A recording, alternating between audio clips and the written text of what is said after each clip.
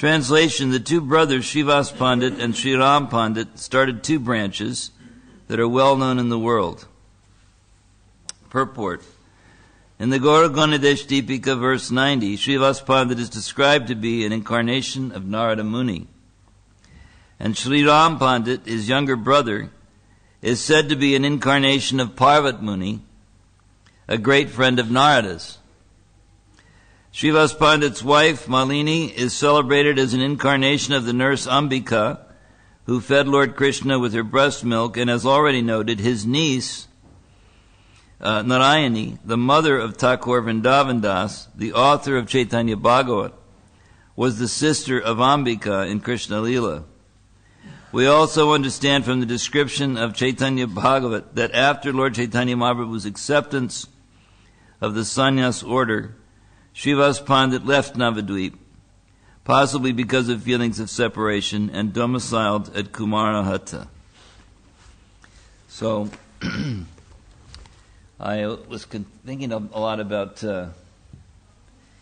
how to, give a whole class on this particular verse and purport. And,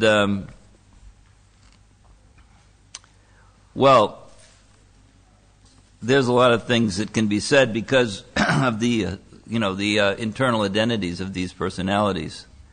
We know that, that for instance, Narada Muni and who is which of course is the secret identity, or not so secret identity, Srivas Thakur, and Parvat Muni, who was his closest friend. Prabhupada describes them in an interesting way.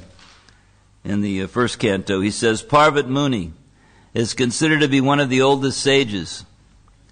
He is almost always a constant companion of Narada Muni. They are also spacemen. Eternal spacemen. In the early days at 22nd Avenue, I forget who it was, they wrote some song, about the spacemen. And anyway, he says they are also spacemen competent to travel in the air without the help of any material vehicle. Parvat Muni is also a Devarshi, or a great sage amongst the demigods, like Narada. He was present along with Narada at the sacrificial ceremony of Maharaj Janmenjaya, son of Maharaj Parikshit. In this sacrifice, all the snakes of the world were to be killed. This was a kind of revenge against the snake that killed his father. So, of course, that was ultimately stopped by the sages. Parvat Muni and Narada Muni are called Gandharvas also because they can travel in the air singing the glories of the Lord. Since they can travel in the air, they observed Draupadi's Swayamvar ceremony, selecting of her own husband, from the air. So they didn't observe it from the ground. They observed it from above.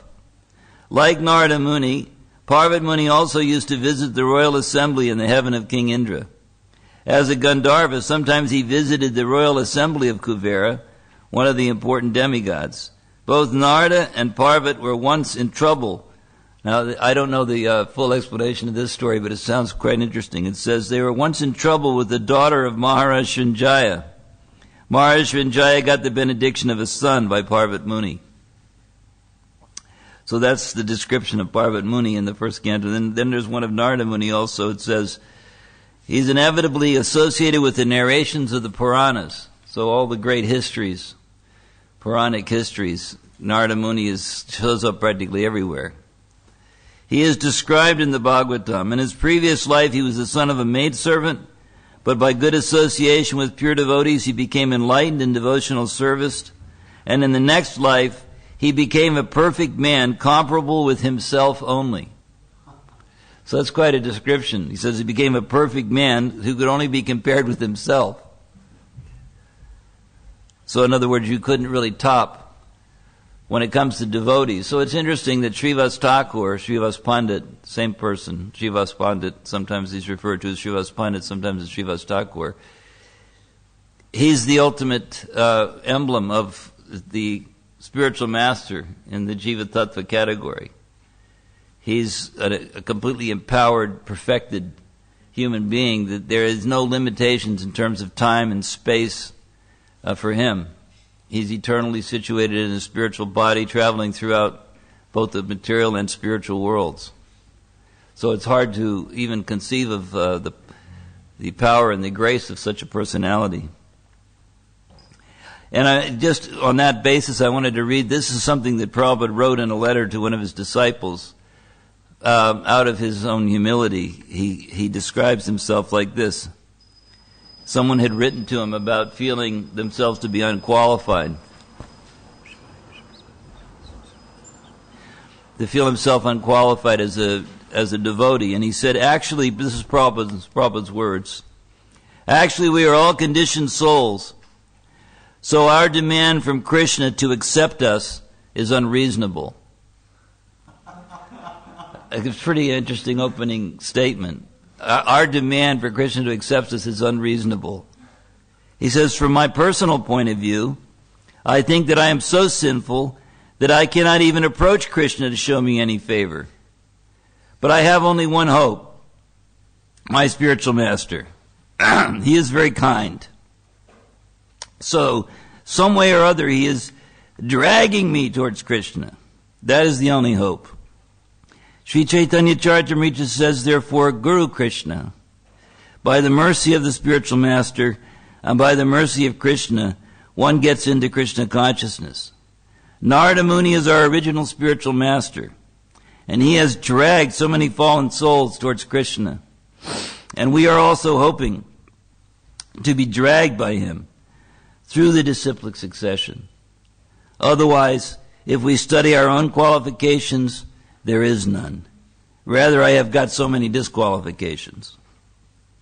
So this is the actual mood of a real spiritual master, that they are thinking themselves to be completely unqualified, and they are only dangling or continuing on by the grace of their spiritual master. They don't give themselves any particular credit. In fact, we know that Bhaktisiddhanta used to say that if one thinks that he's a guru, he's actually something else called garu, which means cow. So that's the mentality of an elevated devotee. So, and just to finish off this little description that Prabhupada gives of Narada, he says, in the Mahabharata, his name is mentioned in many places. He is the principal Devarshi, or the chief sage amongst the demigods. He is a son and disciple of Brahmaji, and from him the disciplic succession in the line of Brahma has been spread. He initiated Prahlad Maharaj, Dhruva Maharaj, and many celebrated devotees of the Lord. He even initiated Vyasadeva, the author of the Vedic literatures. And from Vyasadeva, Madhvacharya was initiated, and thus the Madhva Sampradaya, in which the Gaudiya Sampradaya is also included, has spread all over the universe. So apparently it's not limited to the earth. The Gaudiya Sampradaya says here, it's spread all over the universe. Sri Chaitanya Mahaprabhu belonged to this Madhva Sampradaya. Therefore, Brahmaji, Narada, Vyas, down to Madhva, Chaitanya, and the Goswamis all belong to the same line of disciplic succession. Narada Ji has instructed many kings from time immemorial. In the Bhagavatam, we can see that he instructed Prahlad Maharaj while he was in the womb of his mother. And he instructed Vasudeva, father of Krishna, as well as Maharaj Yudhisthira. So this is just to give some idea of the importance of Srivas Thakur and Narada Muni, such great personality. So we know that the nocturnal kirtans, Srivas Anga, that's actually cited as the place where the Sankirtan movement of Lord Chaitanya was initiated. They used to chant sometimes all night. And also it was the site of, they used to do different dramas. Lord Chaitanya at one point became the goddess of fortune, and there were all the, Haridas Thakur was a policeman, and I don't know exactly, it's kind of an interesting drama. Haridas Thakur was running around kind of shaking his stick and telling people to get ready, that Lord Chaitanya was going to dance as the goddess of fortune. So many amazing things happened in the house of Srivas Thakur. And, of course, he was an elder. Like Haridas Thakur, he descended prior to the appearance of Lord Chaitanya. And he was totally dedicated to Lord Chaitanya. He and his wife and his whole family or completely sold out to Lord Chaitanya. And it's described in the Antya Lila that Lord Chaitanya always appeared in 4 places. That means even when he was not so-called physically present, he appeared, it says, in the household temple of Mother Sachi. This was especially, of course, after he took sannyas. In the places where Sri Nityananda Prabhu danced, in the house of Srivas Pandit during congregational chanting. So that means now, if you go to Srivas Anga and chant congregationally, if you're fortunate, you might see Lord Chaitanya there. And in the house of Raghava Pandit. He appeared because of his attraction to the love of his devotees. So that's what invokes the presence of Lord Chaitanya, is the feeling that devotees have about him. Their intense devotion will cause his manifestation. It says that is his natural characteristic, to respond to love. And we know from Bhagavad Gita also, yeyatamang prapadyante tangstachai, that it's a reciprocal thing. Depending on the character and the nature and the depth of the approach, then the Lord reciprocates accordingly. Well, let's see if I've got time to do everything I thought about doing today. I don't know. This is, there was a famous incident, a kind of a remarkable incident that took place in the house of Srivas Thakur, when in the midst of an intense and very powerful kirtan, Lord Chaitanya was dancing in ecstasy, and but there arose in the house this tremendous wailing. And Srivas Thakur went to the inner portion of the house to find out what was going on, and one of his sons had just passed away. So there is an extensive description of this incident in the Chaitanya Bhagavat, and Bhaktivinoda Thakur wrote a song cycle describing this incident. So, and it's so kind of poetically expressed, and has such a kind of a deep significance in the form of instruction that I'm going to read it. I'm just going to read the English verses. It's the same description that you'll find in the Chaitanya Bhagavat, just in a slightly more poeticized form. So I wanted to read this because there's so many valuable instructions in it.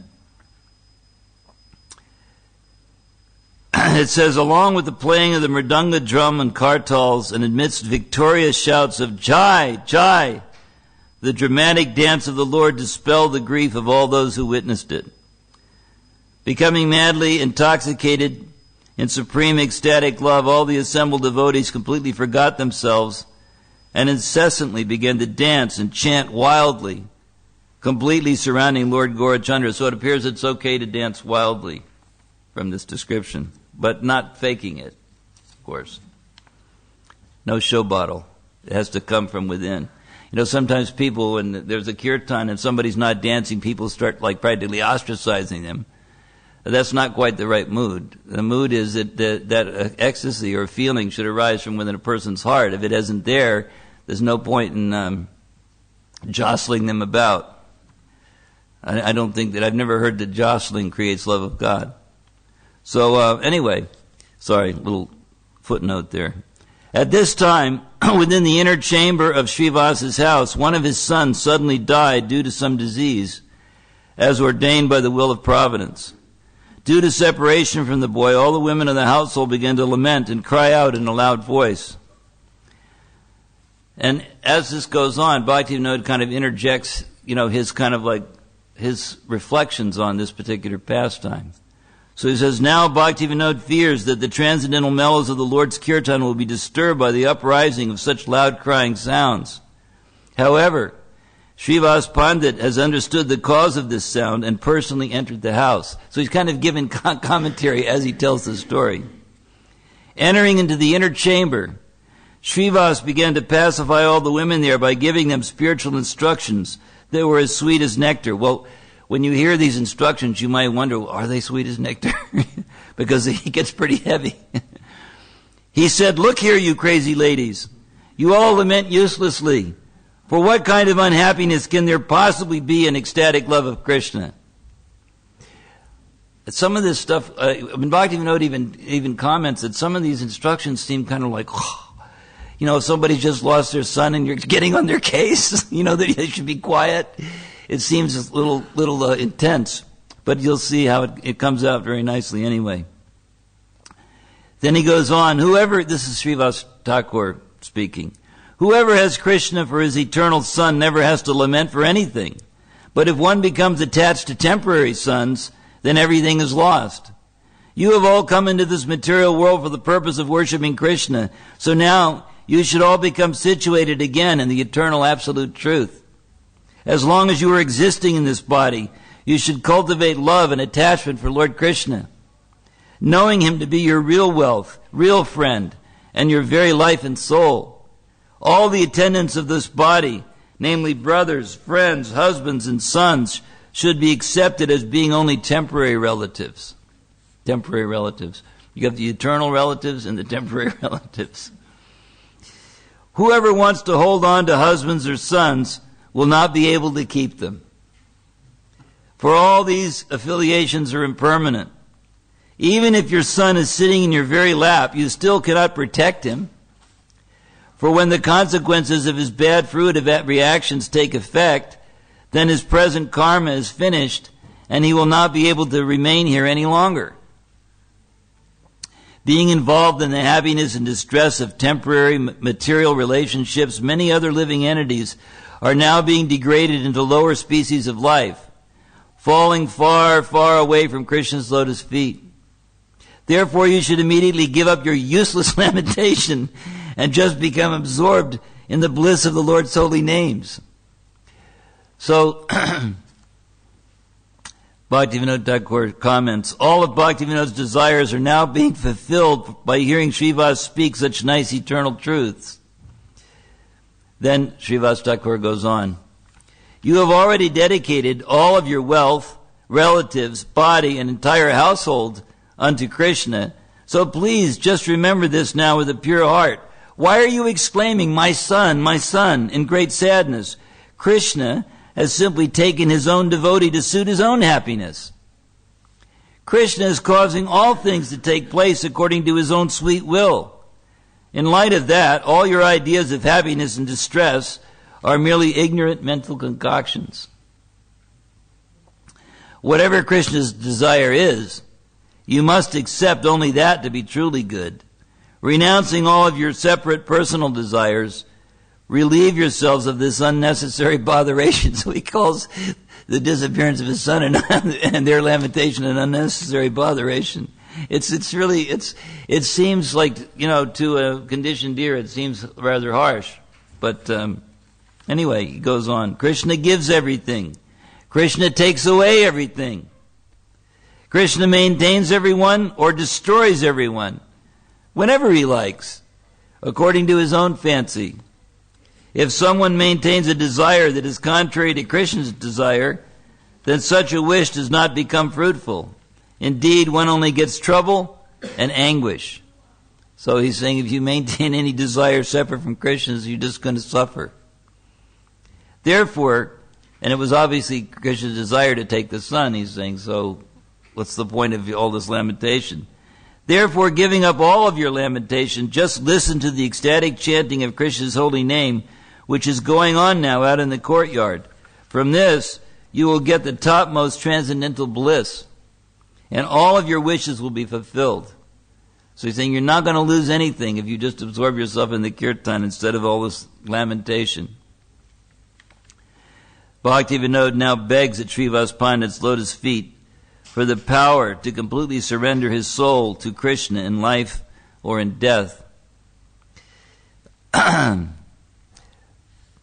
So actually, the thing about these pastimes, that one, you see Bhaktivinoda's mood is he's just thinking of how he can get the mercy of Srivas Thakur to understand these points, because it's very difficult when one is in an attached situation, attached household life. Then it's very difficult to fully take these type of instructions to heart. It's difficult. It's a challenge. So he's begging for the mercy of Srivas Thakur so that he can try to understand these things more deeply. So then Srivas Thakur goes on and says, all of you together should now consider the real fate of the boy, and you should immediately give up any bewilderment and grief that may be in your disturbed hearts. The Supreme Lord of all the 14 worlds is the youthful son of Nanda Maharaj, and now he has become the son of Mother Sachi by personally descending in Nadia. This very same Gokula Chanda is now dancing in my courtyard with his most confidential devotees, all completely overwhelmed in ecstatic bliss. My boy has given up his body while hearing the singing of the Lord's holy names, coming from this kirtan out in the courtyard. Therefore he certainly has died while absorbed in love for Lord Hari. Should any of us be so fortunate to get an auspicious death such as this, then we would certainly be able to easily cross over the ocean of material existence. All of you together, just consider this. What will your lamentation and disturbed hearts do to help the situation? If you do not become pacified by these instructions, then you will only cheat yourselves out of tasting transcendently ecstatic mellows in the long run. Not only will you cheat yourselves, but you will also induce me to leave this world by plunging myself into the waters of the celestial Ganges. So he says, if they don't stop it, I'm going to go jump in the Ganges. Thus Bhaktivinoda Thakur is witnessing, thus Bhaktivinoda is witnessing all this calamity and progress. Hearing these words of Srivas Pandit, all those chaste and faithful ladies gave up their lamentation for the dead son. Covering up the body, they again fixed their minds in the transcendental mellows of Lord Hari. So you can imagine how advanced they were. That just by hearing these instructions, they immediately accepted it and absorbed themselves in the kirtan again. These are very elevated personalities. So, says, then Srivas again came out into the courtyard and filled with joy, resumed dancing with Lord Chaitanya and loudly sang the glories of the son of Nanda Maharaj, completely forgetting about what had just happened. The boy had expired only 1.5 hours after dark, but out in the courtyard no one knew about it due to the loud kirtan. Then for 9 hours there was continuous chanting of the auspicious holy names. Thus the entire night had elapsed in this ecstatic singing. Then the kirtan finally stopped. And Lord Gauri said, why am I feeling some sadness here? I perceive that something inauspicious has happened in this house today, which has deprived me of bliss. Then the devotees related to the Lord the story of the death of Srivas's son. Hearing this news, Lord Gauri loudly exclaimed, oh no! What has happened? What has happened? Now the core of my heart has been pierced with unbearable pain. Why didn't you inform me of this calamity when it first happened? Now Bhaktivinoda has completely lost himself in the affection that the Lord shows to his own devotees. Then, hearing the words of the Lord, Srivas Pandit began crying out, please hear me, O Lord. I am unable to tolerate anything that interrupts the ecstatic mellows of your kirtan. Only one of my sons has died, O Lord. And has that really upset me? Even if all my sons die, then I would still get more than enough happiness simply by seeing you.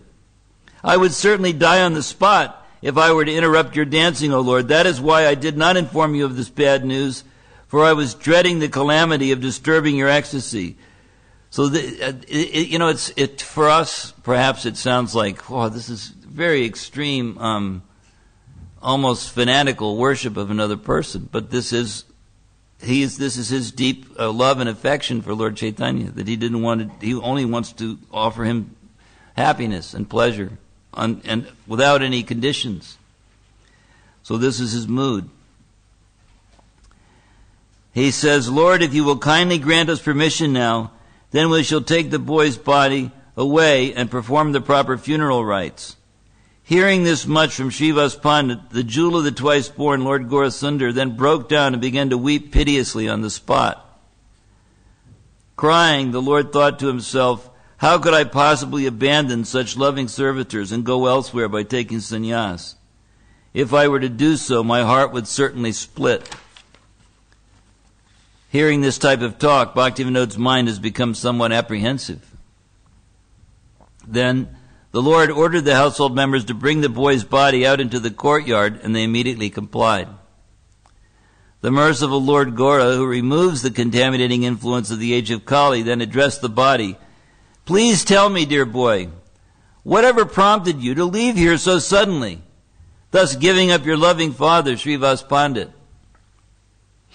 Being thus questioned by the Lord, the soul again manifested in the dead body by the mercy of the Lord, and he began to offer very nice prayers, which were meant to be instructive to all persons.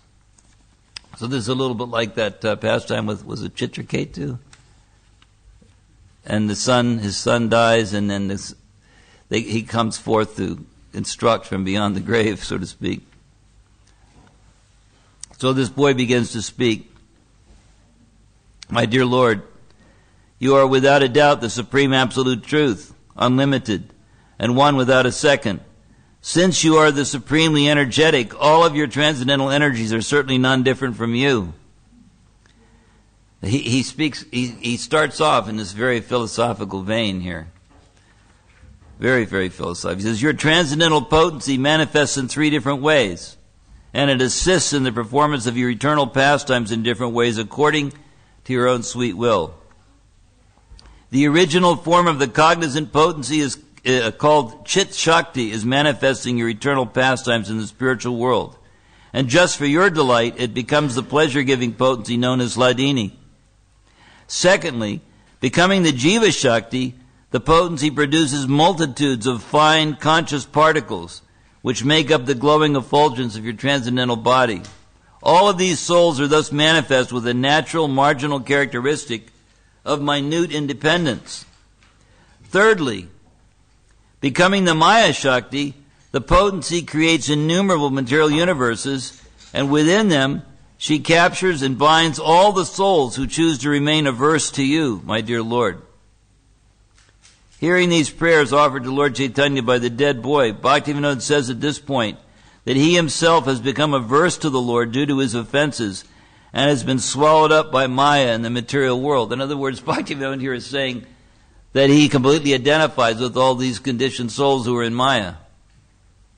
That he feels the same adverse, he understands and is experiencing the adverse nature of the conditioned living being, resentful or envious of the Lord.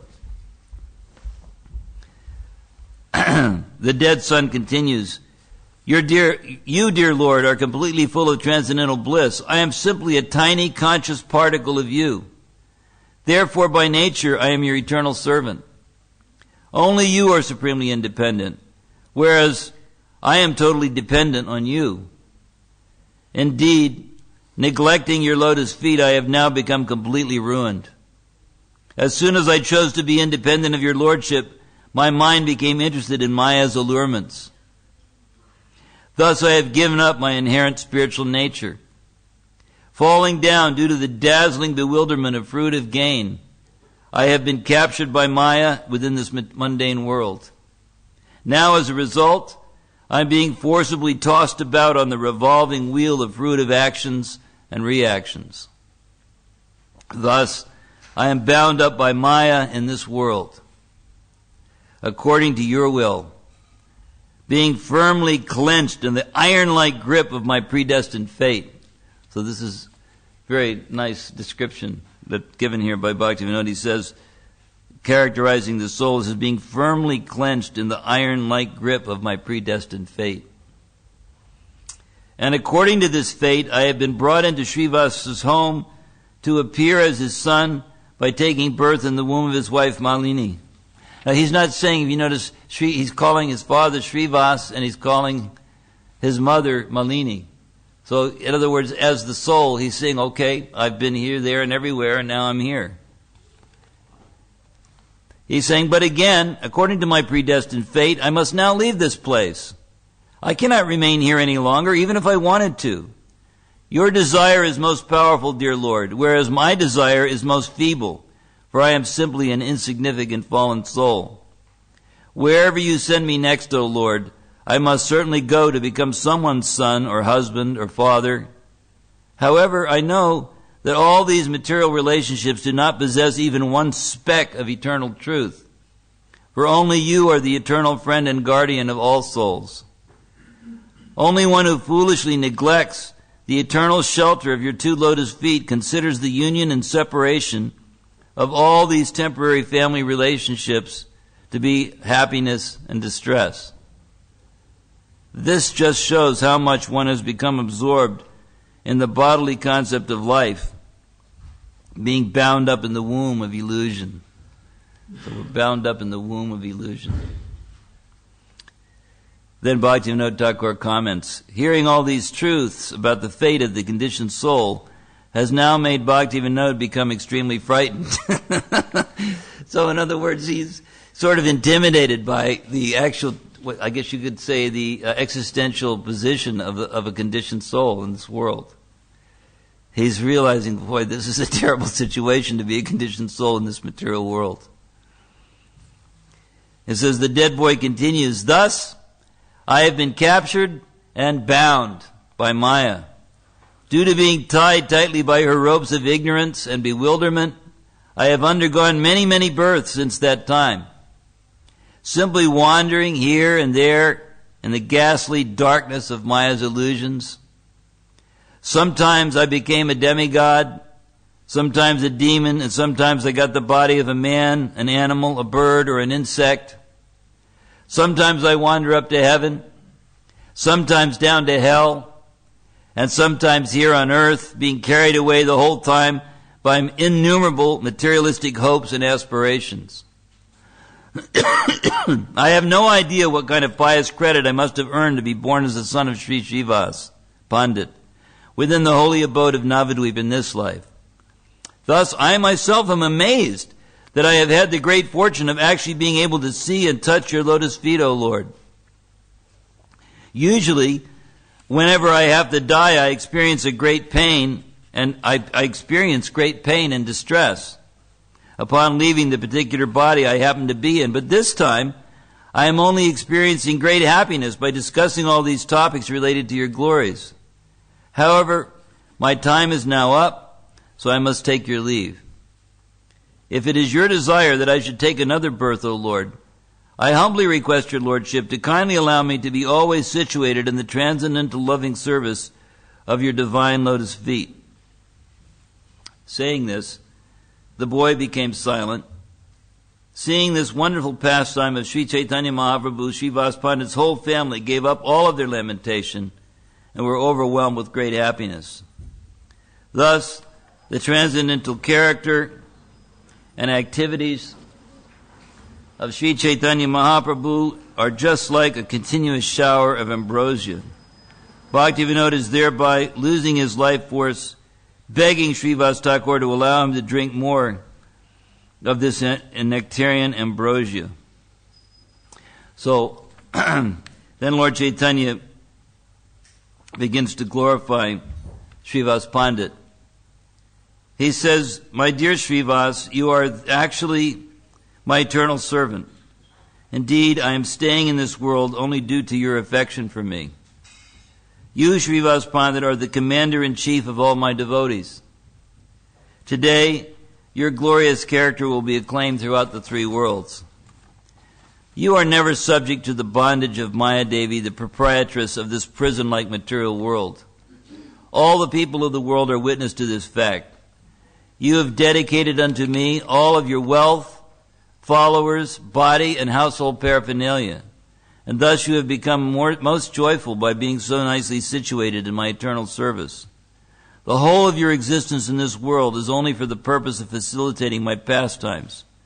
Thus, here's an important point. He says, thus your exemplary behavior as a transcendental family man is ideal for instructing all the materialistic householders. He says, Sri Nityananda Prabhu and I are helplessly bound to your pure love for us. We know that you enjoy great happiness by considering us to be your very own sons. We are truly your eternal sons, for we see that you are not attached to any of your temporary sons, who are all subject to the material conditions of creation and destruction.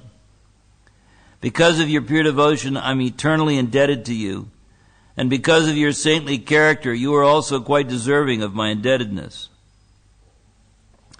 Hearing these loving words of Sri Chaitanya Mahaprabhu, this rascal, Bhaktivinoda, now begs at the feet of Srivas Thakur in humble supplication to receive the lotus feet of Lord Gauranga. Seeing Sri Chaitanya Mahaprabhu show such favorable grace to Srivas Pandit, all the devotees present there began to dance ecstatically, while repeatedly shouting, Jai Sri Chaitanya, Jai Nityananda, with resounding voices. It is simply not possible to describe the ecstatic mood that arose in Srivas's house at that time. It was just like a great battle of transcendental emotions was taking place between joyful bliss and mournful crying, all arising due to ecstatic love for Krishna. Then the 4 brothers of the dead boy came over and fell down at Lord Chaitanya's lotus feet, weeping and wailing with piteous voices choked with ecstatic love. And they began to petition the Lord. They said, O Lord of our lives, if calamities like this would happen every day, then that would only increase our deep loving attachment to your lotus feet. This calamity of losing our brother today is actually our great fortune, for on this day we are remembering your lordship. If on some other day we are bereft of your remembrance, then that day is actually the real calamity for us, O Lord. Falling down at the feet of Srivas Pandit's entire family, Bhaktivinoda thus narrates how their Lord Gaurasundar is bestowing his causeless mercy upon all distressed souls. I was just thinking that we don't see any hesitation on Bhaktivinoda Thakur's part to offer obeisances to all the family members of Srivas Pandit also. That, there was no such idea, these are women, or these are boys, or these are... No, he was unrestrictedly offering his obeisances to the entire family. It says, Lord Chaitanya, who is so affectionate to his own devotees, then took the dead boy, and along with all the devotees began to chant the most auspicious sound vibration of the holy names. Thus singing, they all arrived on the bank of the Jahnavi, the Ganges. Then they performed the funeral rites with some water from that holy river. The personified Ganga Mai, Sri Jahnavi Devi, said to herself, such unlimited auspicious fortune has become mine today. Now I have achieved the fruits of all my vows and penances. Well, on the last page now, so I know this is a little lengthy, but I thought it was good. When Lord Chaitanya personally put the boy's body into the river, Jahnavi Devi picked up the body and held it. Bringing the dead boy out of the water, she touched the lotus feet of Lord Ghora. Still holding the body, she began to tremble in ecstatic love for the Lord. Seeing such an ecstatic mood being exhibited by Sri Jahnavi Devi, all the assembled devotees immediately began chanting the auspicious holy names incessantly. From the heavens, the demigods began to shower flowers. They crowded in the sky with their innumerable airplanes, almost blocking out the sunlight. In this way, everyone present was absorbed in various ecstasies. After performing the funeral rites, they all bathed in the river together. Everyone then returned to their respective homes in great happiness, and Bhaktivinoda is now completely immersed in the transcendental ecstasies of Lord Gaurasundar. The activities performed by Lord Gaurasundar within the town of Nadia are just like sweet ambrosial nectar. By drinking this nectar, just give up all of your material lamentations and fears and make your heart become thus fixed up. The material world is impermanent, my friends. The only substantial essence of absolute truth is Lord Krishna. Therefore, just worship Krishna incessantly, according to the teachings of Lord Chaitanya. Whoever understands this and firmly grabs hold of Lord Chaitanya's lotus feet is most fortunate. And if he worships Sri Sri Radha Krishna in Braj, then I will accept him as my very life and soul. Their lordships, Sri Sri Radha Krishna, are none other than Lord Gaurachandra, and Sri Navadvip Dham is that very same Vrindavan Dham. If you consider this to be the most essential truth, then you will receive some eternal treasures. I am completely devoid of any real knowledge or good intelligence. Indeed, I am most lowly, insignificant, and contemptible. I am also lacking the slightest trace of pious karma or proper philosophical understanding, and I am completely bereft of any virtuous behavior. All the assembled Vaishnavas, whom I consider to be my spiritual masters, have given me this title of Bhaktivinoda.